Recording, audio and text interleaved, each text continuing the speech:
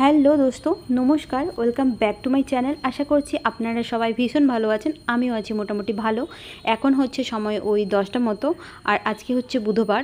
আজকে একটু দেরি করেই ঘুম থেকে উঠেছি। তো চলুন আজকের ভিডিও শুরু করছি। আপনারা সবাই সঙ্গে থাকুন আর শেষ পর্যন্ত দেখুন। দেখার পর ভালো লাগলে অবশ্যই লাইক কমেন্ট করবেন, এবং চ্যানেলে যারা নতুন আসছেন আপনাদেরকে অনুরোধ করছি আমার চ্যানেলটিকে সাবস্ক্রাইব করে দেবেন। ঘুম থেকে উঠেই যেটা দেখলাম, টেবিলে অনেকগুলো সবজি। কদিন বৃষ্টির কারণে শনিবার এবং মঙ্গলবার মা হাটে যেতে পারেনি। এখানে শনিবার এবং মঙ্গলবার হাট হয়। তো আজকে বাবা সকালবেলা যখন পেপার আনতে গেছিলো, পেপার আনার সাথে সাথে অনেকগুলো সবজি এনেছে এবং মাছও নিয়ে এসছে। এখানে নিয়ে এসছে উচ্ছে, বেগুন, বরবটি, তারপর হচ্ছে কি বলে ঢেঁড়স, পুঁই শাক, কুমড়ো। পুঁই পাতাগুলো মানে পুঁইটা বা পুঁই পাতা বা পুঁই ডাঁটাটা এত টকটক করছিল, একদম সবুজ লাগছিল, দেখে মনে হচ্ছিল যে আজকে রান্না করলে একটু খাবো। কিন্তু পুঁই বা কুমড়ো আমার কিছুই ভালো লাগে না। এখানে যতগুলো সবজি এনেছে, সবজির মধ্যে শুধু বেগুনটাই ভালো লাগে। তো যাই হোক, সবজিগুলো ভীষণ টাটকা, জানি না কোথা থেকে বাবা নিয়ে এসছে বাকি, কিন্তু সবজিগুলো টাটকা। সব থেকে টাটকা যেটা ছিল সেটা হচ্ছে পুঁইটা আর কুমড়োটা। কুমড়োটা তো একদম মানে অরেঞ্জ, মানে কমলা রং দেখাচ্ছে, আর পুঁই পাতাটাও ভীষণ সবুজ দেখাচ্ছিল। তো যাই হোক, এখন সময় হয়ে গেছে ওই 1টা-1:30 মতো। সবাই খাওয়া দাওয়া করে শুয়ে পড়েছে, মানে কিট্টু, তৃষান। মা কিন্তু আজকে শোয়নি, মা চলে গেছে। দিদিমার শরীরটা ভীষণ খারাপ, দিদিমাকে দেখতে গেছে। কদিন ধরে যাবো করে মা যেতে পারেনি, মায়ের নিজেরই শরীরটা খারাপ, সেই জন্য মা চলে গেছে। আর এই যে সব এলো মেলো হয়ে পড়ে আছে, এখন সব কাজ আমাকে করতে হবে। তো যাই হোক, আমার বাড়ির সবাই খাওয়া দাওয়া শেষ করে দুপুরে এখন রেস্ট করছে। আমার কিন্তু শান্তি নেই, আমাকে কাজ করতে হবে। যাই হোক, বাসন টাসন সব বাইরে নিয়ে এলাম। বাইরে নিয়ে এসে দেখছি কেউ নেই কোথাও। সবাই হয়তো আমাদের বাড়ির মতোই খাওয়া দাওয়া করে দুপুরবেলা রেস্ট করছে। যাই হোক, আমি ধীরে ধীরে কাজ করি বলে কি সবাই ধীরে ধীরে কাজ করে? সবাই তাড়াতাড়ি শেষ করে ফেলে, খাওয়া দাওয়া শেষ করে সবাই রেস্ট করেন। আর আমার তো কাজ শেষ হতেই চায় না, সন্ধে হয়ে যেতে থাকে। তো যাই হোক, সব বাসন টাসন ধুলাম। সব বাসন টাসন ধুয়ে এই যে দেখুন, রান্নাঘর একদম পরিষ্কার হয়ে গেছে। সব বাসন ধুয়ে ফেলেছি। মা এখনও আসেনি, মা হচ্ছে দিদিমার কাছে, মানে দিদিমার সঙ্গে দেখা করতে গেছে। দিদিমারও হয়তো বহু কাজ পড়ে আছে, সেই কাজগুলো করে দিচ্ছে মা। এদিকে দেখুন, রান্নাঘর পরিষ্কার করলাম, মেঝে পরিষ্কার করলাম, বাসন পরিষ্কার করলাম, এদিকে জুতো টুতো, বালতি টালতি যা ছিল সব পরিষ্কার করলাম, এবং ভেতরের খাবার টেবিল, ভেতরের রুমের নিচটা সব পরিষ্কার করে ফেলেছি। এখন রান্নাঘরটা দেখে বড্ড শান্তি লাগছে। কাজের পরে সব যখন সাজানো গোছানো দেখি, মনটা একদম ভালো হয়ে যায়। তো যাই হোক, এখন এই যে দেখুন, এখন দরজা টরজা লাগিয়ে দিলাম। দরজা টরজা লাগিয়ে দিয়ে সবাই তো ঘুমোচ্ছে, এখন আমি ভেতরে যাব। ভেতরে গিয়ে নিজেও একটু রেস্ট করব। তো যাই হোক, এই দেখুন আমি স্নান করে শ্যাম্পু করে এক্ষুনি এলাম। জানি না এখন প্রায় 3টে, সাড়ে 3টে, 4টে মতো বাজতে গেল। আমার চুল কখন শুকনো হবে দেখে নিশ্চয়ই বোঝা যাচ্ছে যে এক্ষুনি স্নান করে এসেছি। বড্ড গরম লাগছে, এক্ষুনি স্নান করে এলাম, তার মধ্যে তো গরম লাগছে কী জানি। যাই হোক, ফ্যানটা চালিয়ে এখন একটু রেস্ট করব। কিন্তু এর মধ্যে যদি আমাদের কিট্টুবাবু উঠে যায়, তাহলে আমার আর রেস্ট হবে না।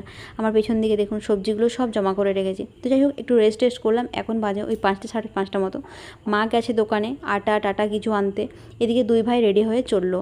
ওরা বলছে ওদেরকে নাকি মা যেতে বলেছে। তো আমি জানি না ওদেরকে যেতে বলেছে কি না, কারণ আমি পাশের রুমে ছিলাম। তো যাই হোক, দুজন রেডি হয়ে চললো দোকানের দিকে, কারণ মা আগে গেছে, সেই জন্য আমাকে টাটা করলো, আমিও ওদেরকে টাটা করলাম।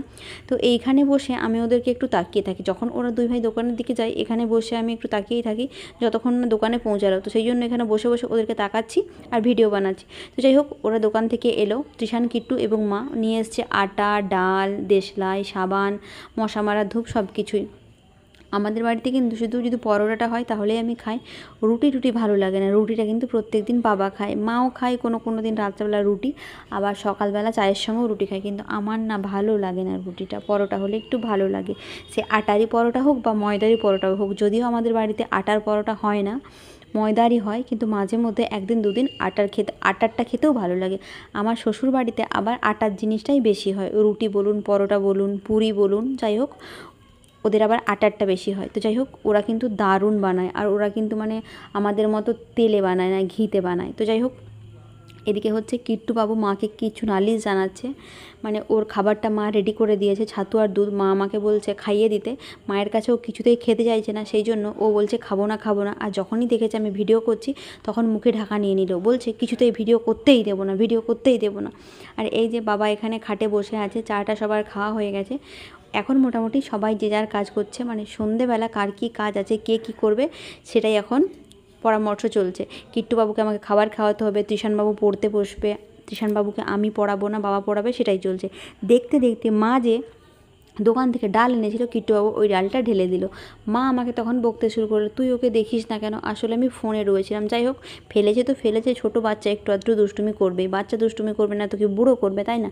যাই হোক, চলুন ডালটা আমি তুলে নিই, নিচে পড়েছে, ডালটা তুলে রেখে দিই, কারণ যখন তো রান্না হবে তখন তো ভালো করে ধুয়ে পরিষ্কার করে ডালটা রান্না হবে। বাবা আবার বলছে রাত্রেবেলা কিছু ডাল ভিজিয়ে দাও, সকালবেলা ডালের বড়ার তরকারি হবে। আলু, পেঁপে আর এই ডালের বড়ার তরকারি বাবা মানে একটা তরকারি বানাতো, দারুণ লাগতো আমার। আলু, পেঁপে, ডালের বড়া এবং টমেটো। বাবার যখন শরীর ঠিকঠাক ছিল, বাবার তখন রান্না টান্না করতো, এখন আর বাবা রান্না টান্না করে না। তো যাই হোক, বাবার হাতের ওই তরকারিটা আমার ভীষণ ভালো লাগতো এবং এক বাটি করে খেয়ে নিতাম। এদিকে ডাল তুলে নিলাম। ডাল তোলার পরে আমাদের কিট্টুবাবু এদিকে হচ্ছে কৌটোটা নিয়ে টানাটানি করছে, বলছে দাও আমাকে, দাও আমাকে, দাও, দুষ্টুমি করছে। তারপর এদিকে তৃষানবাবুকে বললাম, বাবা তুই পড়তে বসে যা। আমি বলছিলাম আমি পড়াবো। বাবা তখন বললো, না না, তোকে পড়াতে হবে না, ইংলিশ গ্রামারটা নিয়ে আসতে বল, আমি দেখাবো।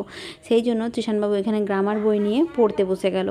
তো চলুন, এখন তৃষানবাবু এখানে পড়ছে, মা এখন রাতের খাবার তৈরি করবে। রাতের খাবার বলতে ভাত তো হয় না রাতে, দিনের বেলার ভাত থাকে যেটা, সেটা আমি খাই, আর রাতের বেলা যেটা হয় রুটি তরকারি হয়। তো রুটি তো আমি বানাতে পারি না, সেই জন্য মায়ে রুটি বানাবে। তো রান্নাঘরে এলাম, রান্নাঘরে এসে দেখি আজকে কিন্তু আর কাঁচা দুধ নেই, মা দুধটাকে গরম করে নিয়েছে আর বাটিটা পুড়ে গেছে।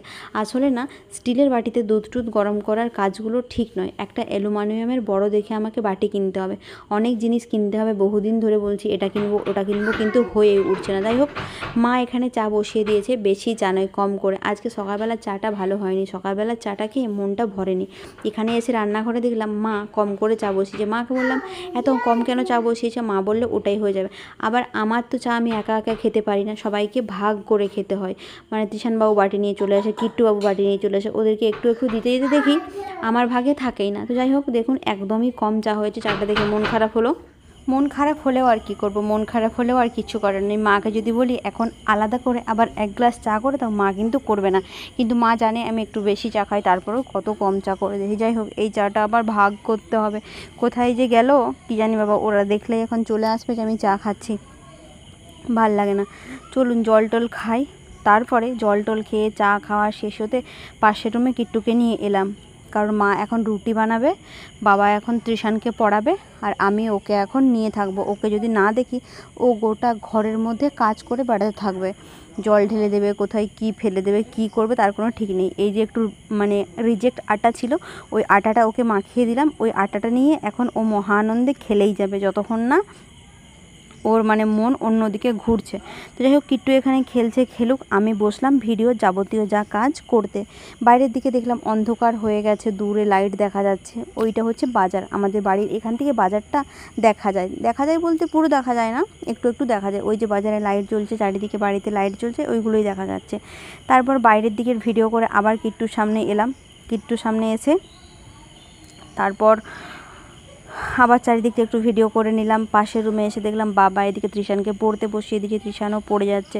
তারপর ভাবলাম মায়ের কাছে যাই, কারণ ভিডিওটা আজকে এখনও মানে ঠিকঠাক করে করা হয়নি, ভুলবশত কিছু ক্লিপ হচ্ছে ডিলিট হয়ে গেছে নিজের মানে ভুলের জন্য। তো যাই হোক, বাবা এখানে পড়াচ্ছে, পড়াক। আজকে আমি শান্তি পেয়েছি, এই কাজটা থেকে মুক্তি পেয়েছি। কিন্তু অন্য কাজ বলতে কিট্টুকে দেখতে হবে। তারপর এখানে মাকে দেখলাম, মা নিজের কাজ করে যাচ্ছে, মানে মা রুটি বানাবে, তরকারি বানাবে। বাবা আবার বলেছে তরকারি করতে হবে না, আমি দুধ দিয়ে রুটি খেয়ে নেব।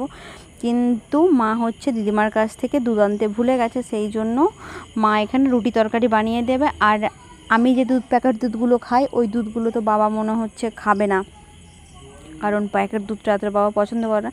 বাবা দুধ জিনিসটাই পছন্দ করে না, মাঝে মধ্যে তাও রুটি দিয়ে দুধ খায়, সেটা আবার গরুর দুধ।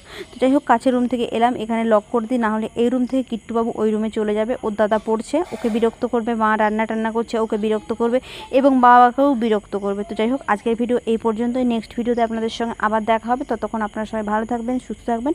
আজকের ভিডিওটি ভালো লাগলে অবশ্যই লাইক, কমেন্ট, শেয়ার করবেন। Good night, tata.